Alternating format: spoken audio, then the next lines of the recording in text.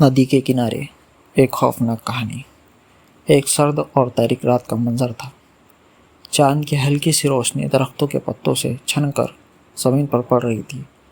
ایک تیز ہوا درختوں کے پتوں کو ہلا رہی تھی اور دور سے دریا کی لہروں کی آواز صاف سنائی دے رہی تھی۔ علی اور اس کے دوست ایک سنسان جگہ پر پہنچے تھے، جہاں پر جنگل کے درمیان سے دریا گزرتا تھا۔ یہ جگہ کافی عرصے سے مشہور تھی، کیونکہ مقامی لوگ کہتے تھے کہ یہاں عجیب و غریب چیزیں دیکھی گئی ہے۔ علی، احمد، وسیم اور فاہد نے مل کر ایک کیمپ لگایا تھا۔ یہ چاروں دوست اکثر ایسے ایڈونچرس ٹرپ پر جاتے تھے، لیکن یہ جگہ ان کے لیے خاص طور پر پر اسرار تھی۔ دن کے وقت یہ جگہ خوبصورت لگ رہی تھی، لیکن جیسے ہی رات نے اپنی چادر اوڑھی، ماحول بدل گیا۔ دریا کی لہریں ایک عجیب سرگوشی کرتی محسوس ہو رہی تھی۔ سب نے آگ جلائی اور کھانے پینے کی چیزیں نکالی۔ وسیم نے ہنستے ہوئے کہا، کیا خیال ہے، کوئی بھوت کی کہانی سنائی جائے؟ احمد نے فوراً ہاں میں جواب دیا اور کہانی شروع کرنے لگا، لیکن علی کا دھیان کہیں اور تھا۔ اسے یوں محسوس ہو رہا تھا جیسے کوئی چیز جنگل کے اندر چھپی ان سب کو دیکھ رہی ہے۔ علی، کہاں کھو گیا؟ فہد نے پوچھا۔ نہیں، بس یوں ہی، مجھے لگتا ہے کہ ہمیں یہاں زیادہ دیر نہیں رکنا چاہیے، علی نے کہا۔ دوستوں نے ہنستے ہوئے اس کا مذاق اڑایا اور بات کو نظر انداز کر دیا۔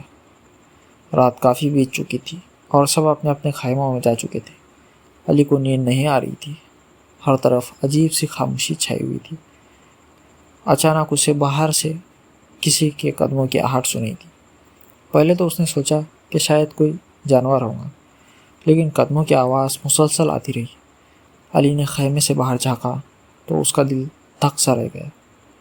دور دریا کے کنارے ایک پرانی کشتی دکھائی دے رہی تھی، جو آہستہ آہستہ ہل رہی تھی، لیکن اس سے بھی زیادہ خوفناک بات یہ تھی کہ کشتی کے قریب ایک دھندلی سی شبیہ کھڑی ہوئی تھی، جو بالکل حرکت نہیں کر رہی تھی۔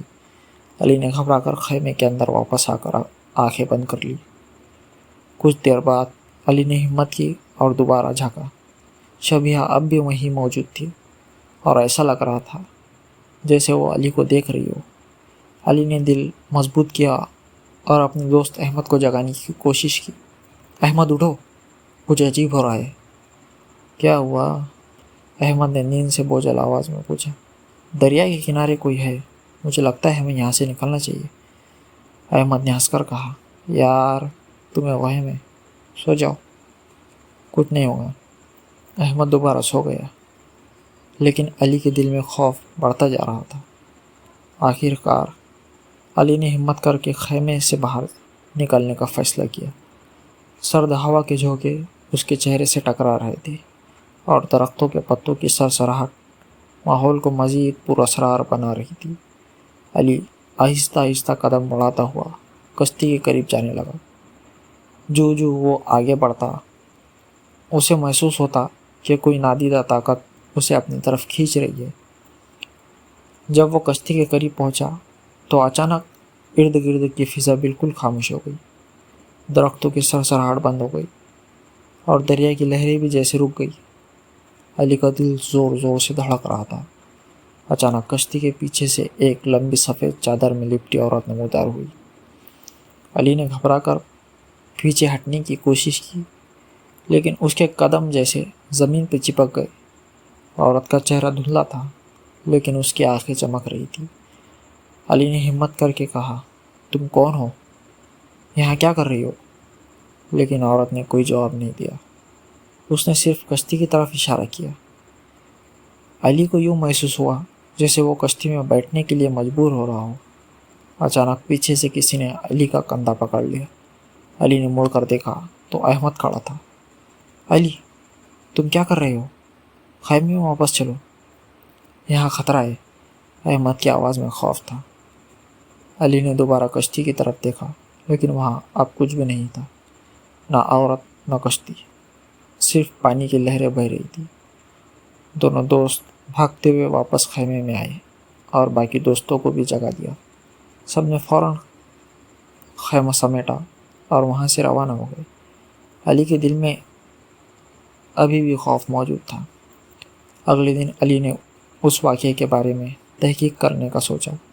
اس نے مقامی لوگوں سے پوچھ گچھ کی تو معلوم ہوا کہ کئی سال پہلے ایک عورت دریا میں ڈوب گئی تھی اور لوگ کہتے تھے کہ اس کی روح آج بھی اس جگہ پر بھٹکتی ہے۔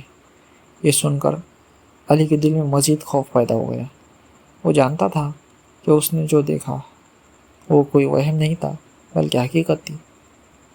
احمد اور باقی دوستوں نے دوبارہ کبھی اس جگہ جانے کی بات نہیں کی، لیکن علی کے دل میں یہ بات ہمیشہ رہی کہ اس رات کیا راز تھا۔